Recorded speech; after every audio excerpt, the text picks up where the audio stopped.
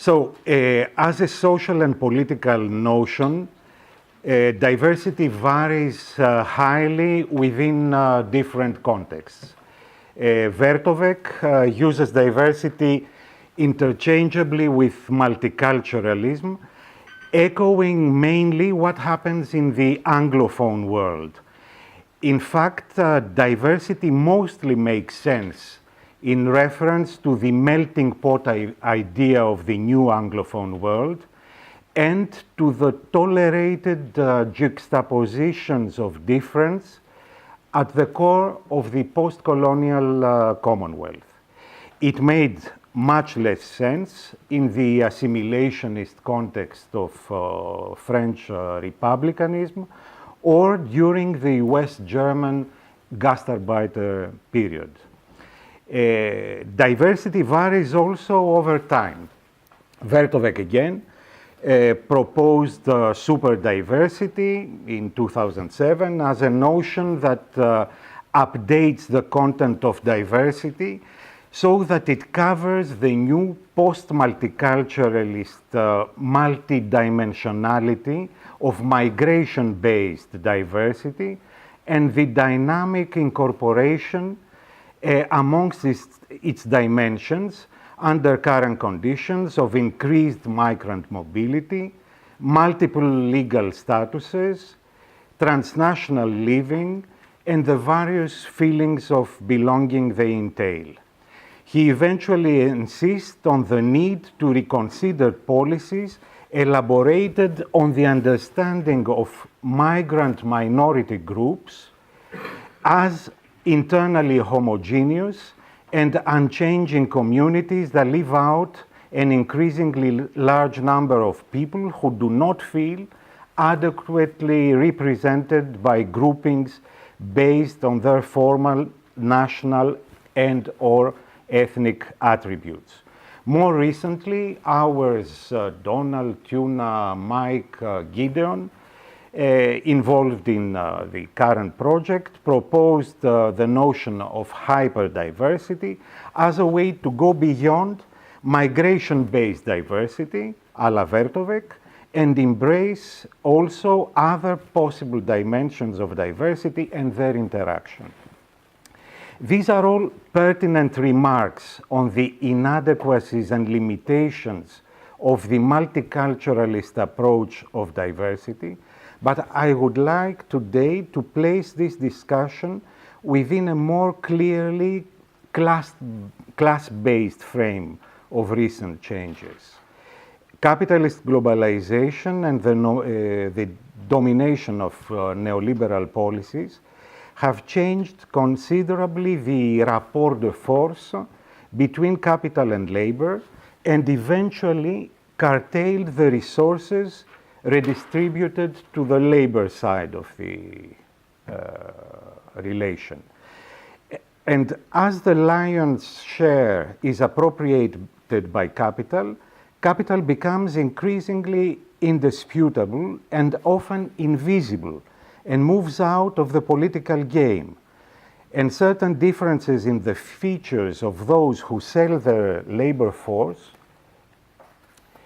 become ways of gaining advantages or suffering disadvantages in the increasingly antagonistic redistribution of resources amongst workers.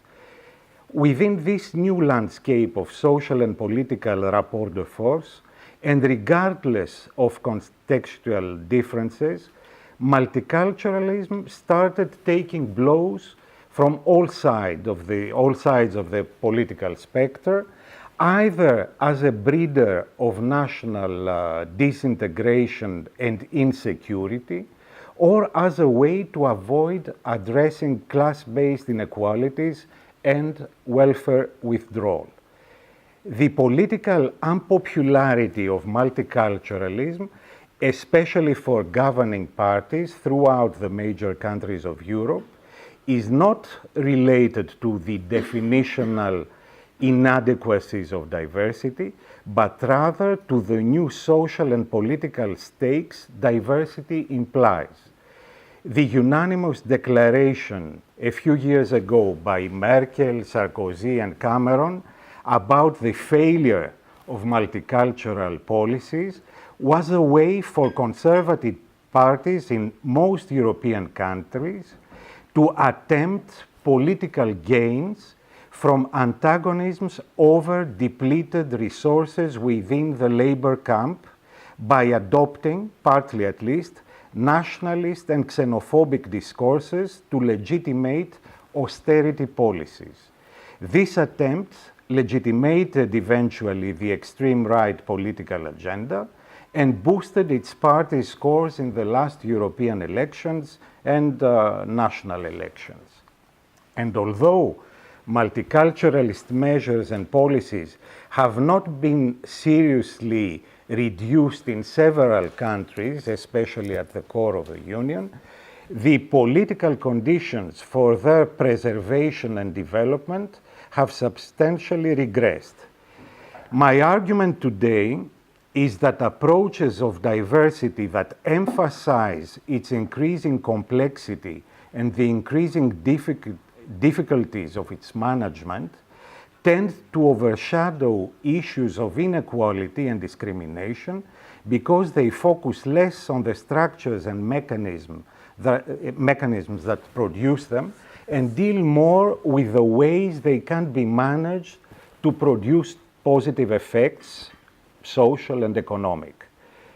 In the following, I will try to preserve the focus on inequality and discrimination while looking at diversity through 4 different angles.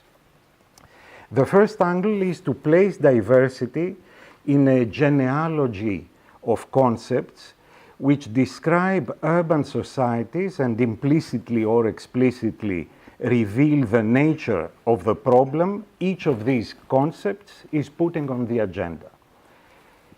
10 years ago, in a paper about urban governance and social cohesion with Maro Vandelidou, we tried to show that social cohesion was a rather vague concept that denoted, however, a significant change in the social and political agendas.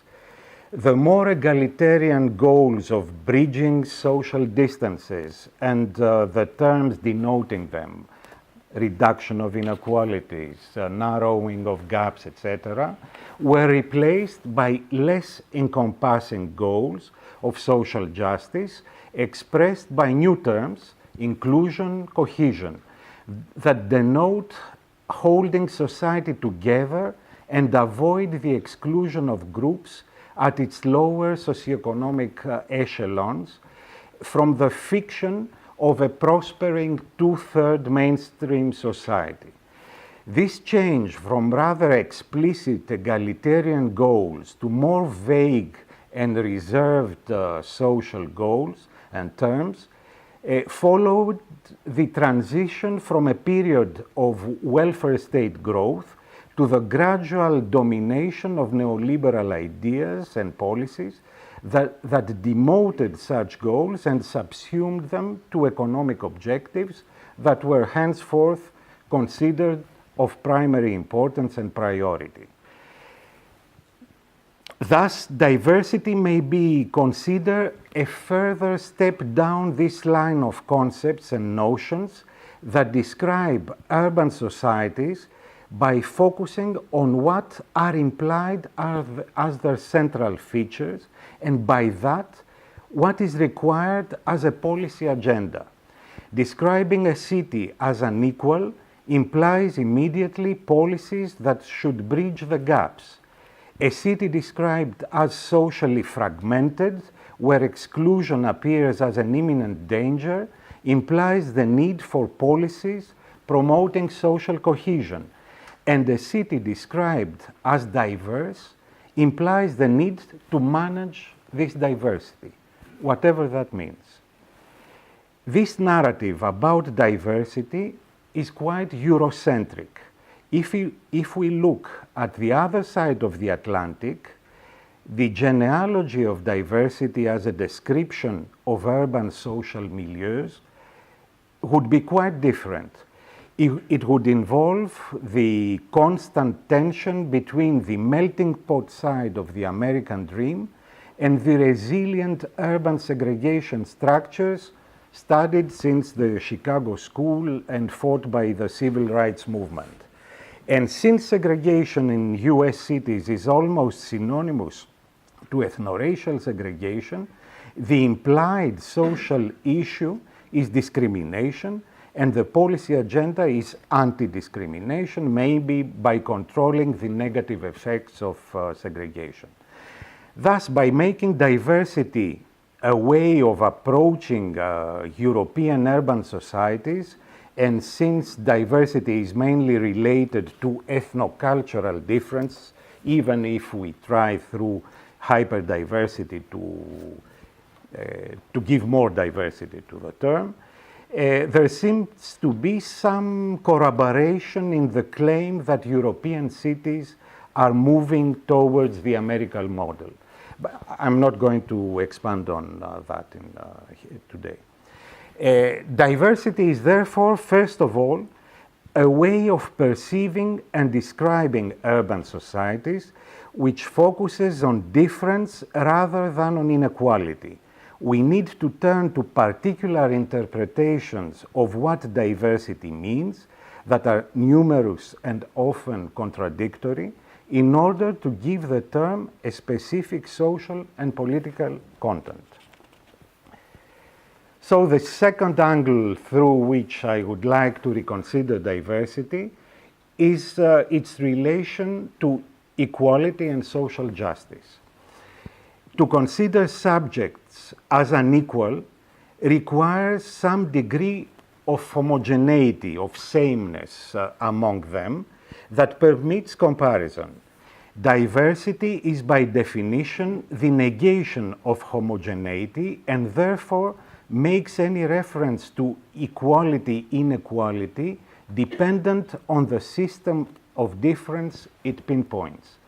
For a rather homogeneous population group of economically active males, white males, while it is easy to understand class differences in class positions among them in terms of inequality, while if gender and ethnicity are also considered, the observed differences become more complex as they involve multiple systems of inequality, hierarchy, and discrimination possibly.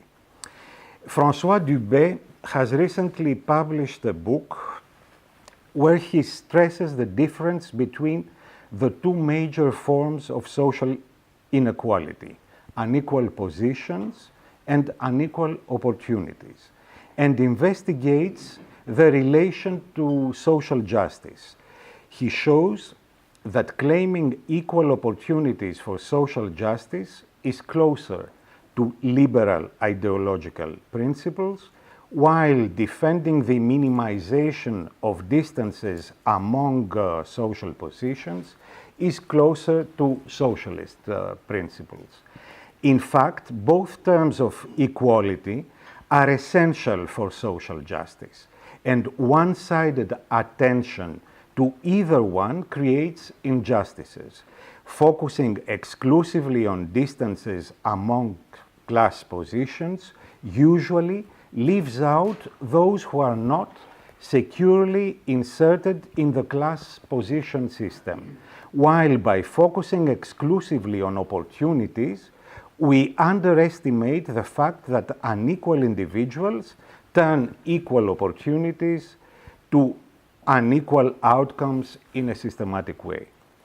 Therefore, even though both forms of equality need one another, equal positions are more fundamental for a solid egalitarian project, and in fact, they are a prerequisite for effectively functioning equal opportunities.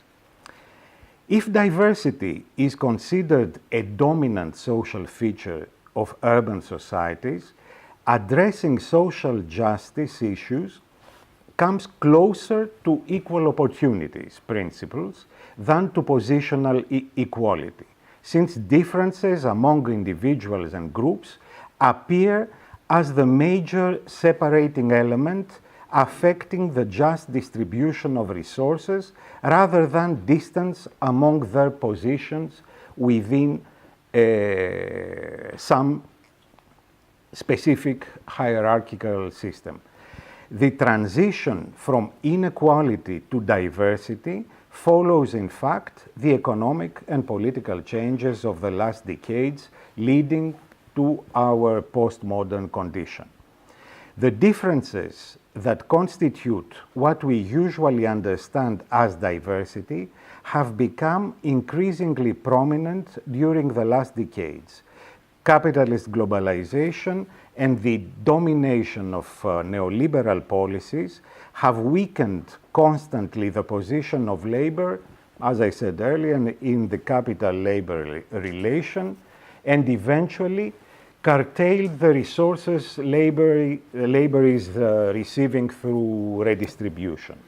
This weakening process has certainly profited from the diversification of identities in the camp of labor that make a specific commodity, labor force, to be treated differently and traded unequally, following characteristics of its holders, like gender or ethnicity, which are irrelevant to its quality, but are closely related to entitlements associated to such characteristics. Entitlements may be legally bound, as those related to nationality and citizenship, or related to established gender practices that lead to glass ceiling and gender gaps in remuneration for the same jobs, for instance. The long-term reproduction of discrimination according to such different characteristics contributes to their effective essentialization and hence reinforcing sexism and racism and their effects. Thus, discrimination on the basis of the essentialized characteristics of all individuals takes increasingly precedence over inequality amongst positions held by some of these individuals within a class system where they are more or less integrated. Diversity may therefore be considered a notion that conveys primarily the incommensurability of individuals, which downplays class positions and the issue of inequality amongst them by bringing to the fore other attributes whose social importance is to a large extent tautological, since it derives for the discriminating impact of their essentialized nature. The stereotyped and immanent identities assumed in multiculturalist and interculturalist approaches also essentialize the long and discriminating impact of colonial history. Diversity may therefore be either a descriptive inventory of stereotype differences that reinforces this essentialization, or when openly addressing and challenging discrimination may lead to the opposite result and really raise issues of social justice. In this sense, diversity does not have an inherent ideological political predilection and meaning. It rather follows the dominant wave. And since neoliberalism is still the dominant wave, diversity is usually interpreted and operates in the first sense. That means reinforcing essentialization. On the whole, the postmodern condition weakens the foundation of social justice on the equality of positions within inclusive class systems and favors turning to the equality of opportunities, undermining by that the egalitarian social project. To a large extent, it does this through the general increase of mobility, and mobility in all senses of the word, and it's the unequal role and participation of capital and labor to this increased mobility that enhances the tension between diversity and equality. So this brings me to the third angle under which I want to consider diversity, and this is its relation to mobility. Movement and mobility are related to urban diversity since a long time ago.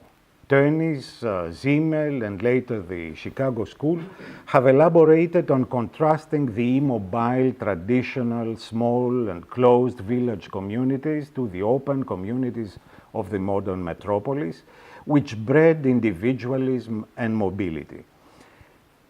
This increasing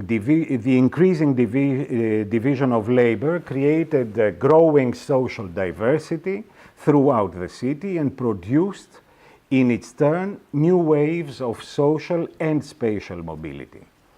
Capitalist globalization, more recently, brought important changes in the relation between mobility and diversity, first of all by installing completely asymmetrical mobility conditions for capital and labor.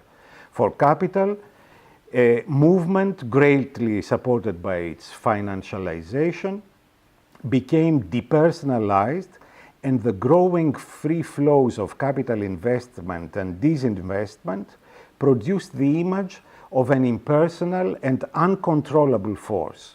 This sublimated force of markets is the transformation of a social relation to a neutral force, to a natural force that stands out and above social and political relations.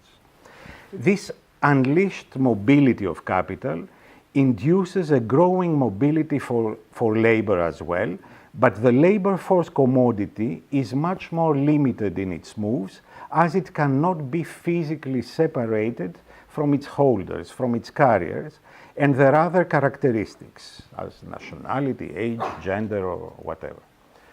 Moreover, capitalist globalization imposes policy frames where the interests of the two sides are treated so unequally that capital is beyond recognition as a social relation. These policy frames are materialized in and reproduced by the globally dominant pro-growth, pro-competitiveness policies and by the subsidiarity of social policies. It is within this reshaping of the relation between capital and labor that labor force mobility is enhanced nowadays through migration. The diversity that is produced at the level of migration-receiving cities has to face the depletion of resources left for labor. As capital becomes increasingly invisible as a social relation, social justice appears increasingly related to fairness in the distribution of depleted resources amongst the groups that constitute this increased urban diversity of the labor part of the relation. Thus, an arena of competition over the available resources is usually created, where groups that are better positioned in current social and political arrangements and power structures claim their rights on the basis of features related to these arrangements and structures. In doing so, they contribute again in essentializing their own features as positive assets, nationality, citizenship, versus others' features as negative, absence of legal documents, dangerous religious beliefs, danger in inverted commas, of course. Drawing from a colonial past and from centuries of nationalism rich in the essentialization of difference, the antagonistic urban settings of globalization's diversity racialize or otherwise stereotype and discriminate labor force carriers in a process that eventually strips them of their human substance as the source of their rights. This type of antagonism over the appropriation of available resources becomes eventually a major component in the workings of local and national political systems that often overshadows class divisions and contributes to making traditional political divides between left and right seem outdated. Under such conditions, it seems increasingly common sense to promote pro-capital policies that appear as the outcome of rational and at the same time unavoidable decisions, while labor's interests appear a contradictory mess that has to be slowly and painstakingly sorted out. The identities of labor force carriers become increasingly diversified, not only because more cultural backgrounds are present, but also because the lived experience and the expectations of people with transnational lives are increasingly oppressed within the confines of nationalism that marginalizes them as eternal outsiders. Nationalist at the same time borders remain real and effective in dividing labor force carriers, while capital enjoys a much freer circulation, even if this was achieved at the expense of multitudes of smaller or weaker capitalists. Nina Glick-Schiller showed this very clearly in a recent paper on the experience and the sense of belonging of young second-generation migrants in different cities across Europe. In these increasingly diversified settings, it is more and more difficult to find common ground for struggle against the asphyxiating domination of neoliberal policies, and the only hope, according to Nina Glick-Schiller again, are the shared experiences of the outcast migrants with the increasingly marginalized national precariat. The increased urban socio-cultural diversity produced within capitalist globalization seems therefore ironically to go together with the restriction of political options, that is, with the limitation of democracy. So the fourth angle, and the last one. So the fourth angle through which I would like to consider diversity is its relation to democracy. Diversity is the opposite of homogeneity, as I said earlier, or sameness, and this opposition may be understood in different ways. In societies largely organized as nation states, homogeneity is usually considered an important positive asset and understood as the basis of social cohesion in terms of attributes like language, culture, related to a common national origin. This creates clear us's and them's, and otherness has to be dealt with by assimilation, exclusion, domination. Tensions appear between individual social and political rights and collective minority rights, as well as between individual identities and feelings of belonging and minority communities' representation. The same dipole of diversity homogeneity may alternatively be understood in a different pluralist way when diversity is portrayed as a positive asset.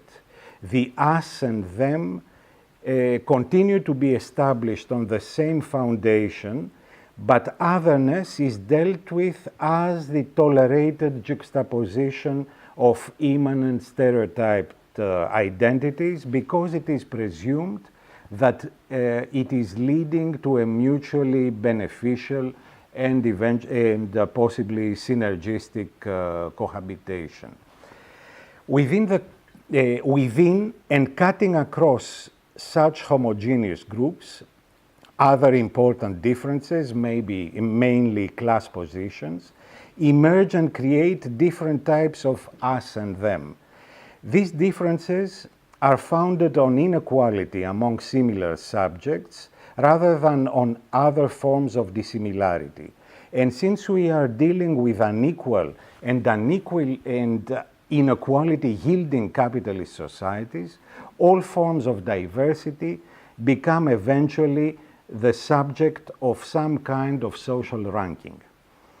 This systematic social ranking of diversity is a problem for democracy, unless the latter is understood as a mere political management process. Then diversity can also be understood as growing complexity that has to be managed. And multidimensional urban diversity, as in super or hyper diversity, may be easily reduced to a growing complexity that begs for ways to accommodate different social, cultural, generational, and otherwise diverse needs and resources found in close spatial proximity. This eventually leads us to understanding diversity as a complex problem that requires, in the end, a technocratic approach and solution based on rational analysis and choice. But if democratic theory is involved, then the tension between democracy and socially ranking diversity becomes clear. Democracy, perceived in a more or less broad way, is a watchword for a variety of notions and aspirations that go far beyond the issues raised by liberal democracy and the mere possession of political rights. Diversity, on the other hand, as a hierarchy of particularities that negates universality, raises problems even for the most narrow notion of democracy.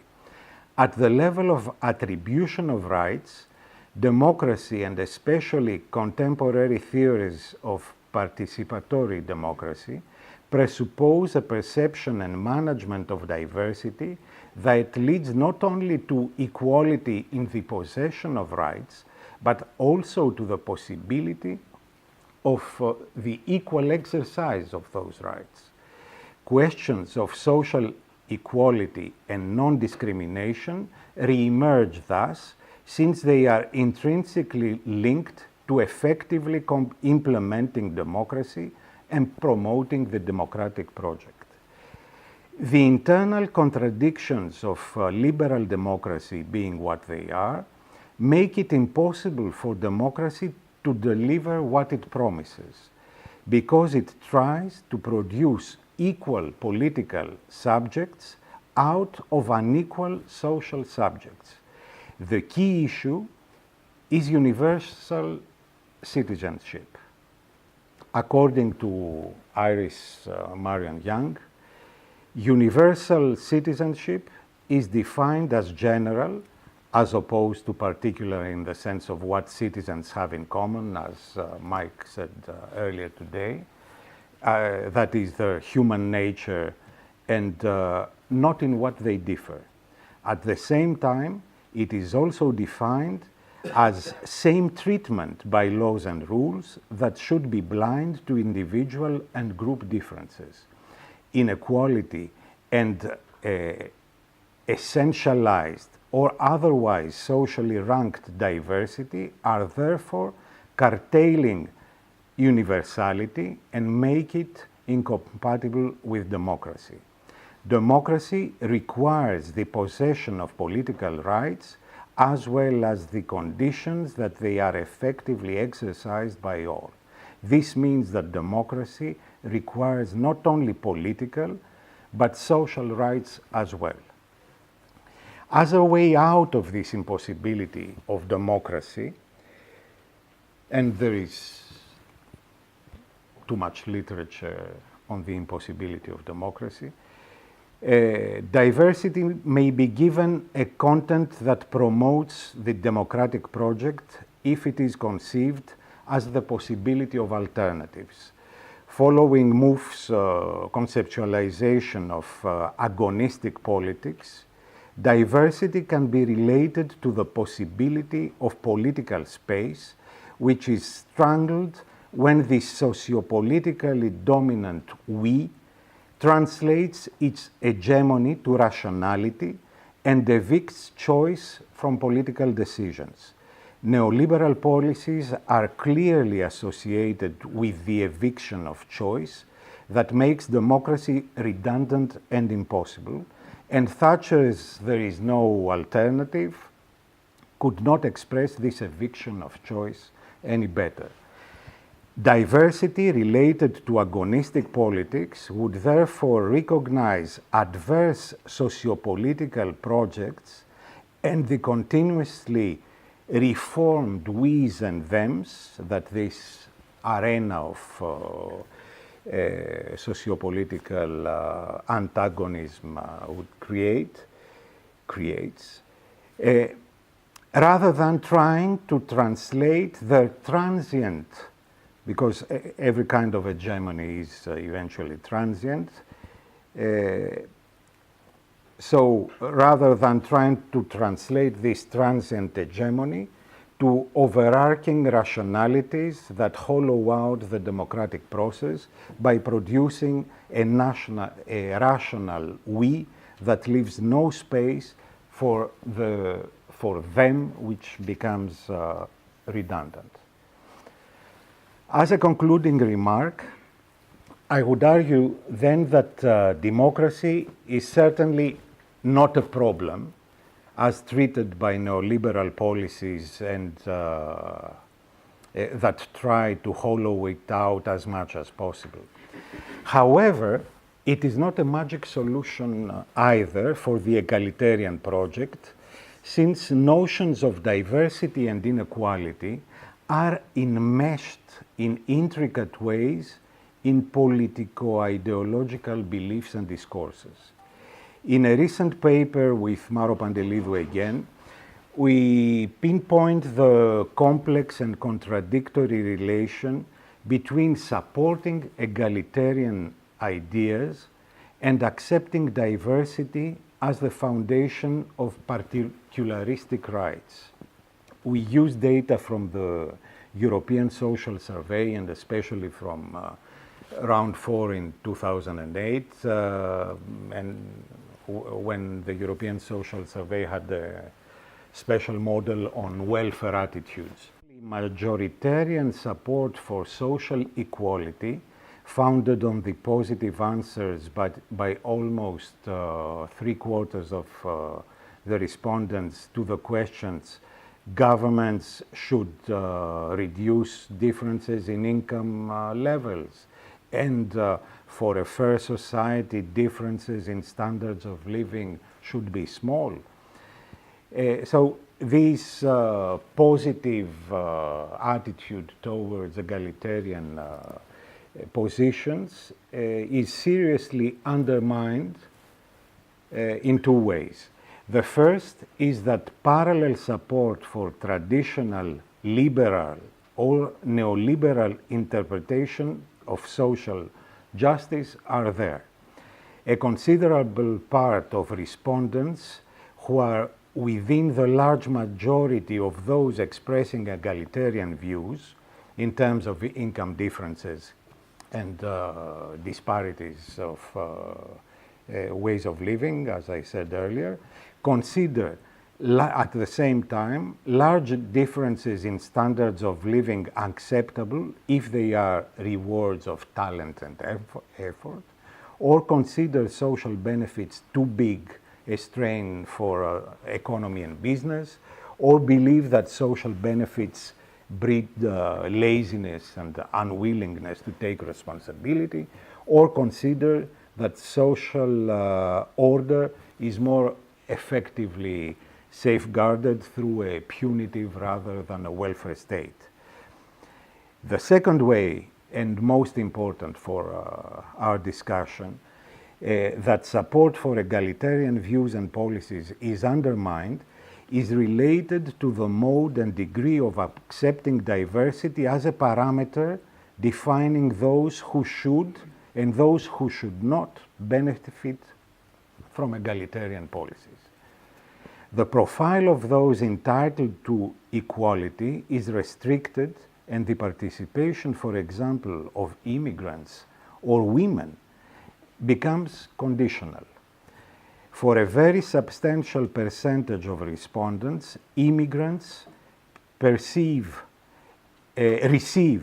more than they contribute, make the host country a worse place to live, and should acquire social rights under very strict conditions if they ever do.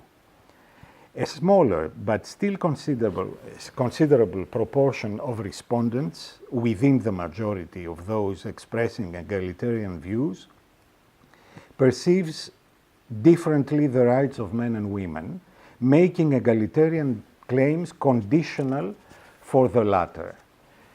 For example, limited rights to employment for women when there are not enough jobs for men, on grounds, of course, of their stereotypic and subordinate social roles.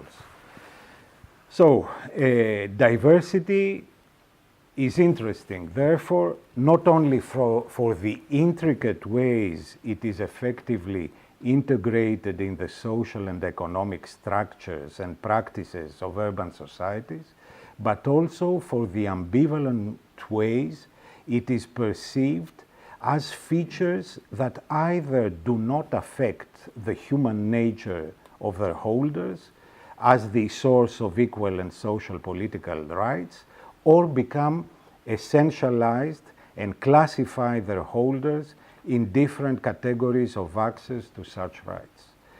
The considerable extent to which diversity is essentialized, even for supporters of egalitarian social conditions, provides the basis of its political manipulation to further divide the camp of labor in our times. But we should be optimists. This was not in the... I added this now.